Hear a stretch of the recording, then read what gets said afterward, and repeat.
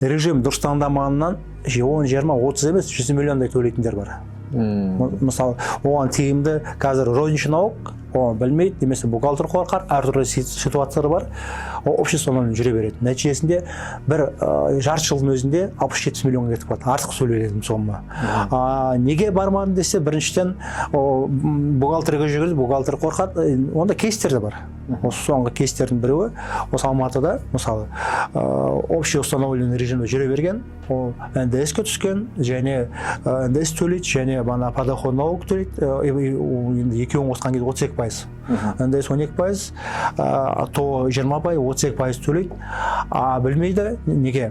Розничный налогпен жұмыс жасауға беру болады. Розничный налогтың ставкасы бізде 4% болған.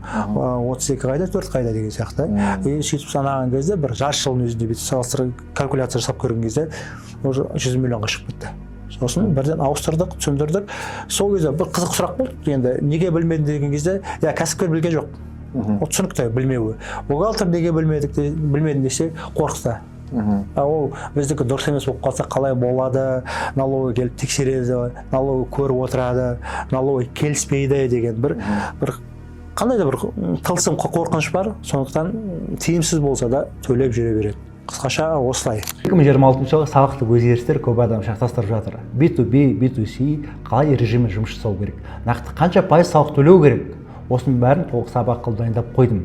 Комментария салық деп жазыңыз, Instagram дайректке видео жіберемін.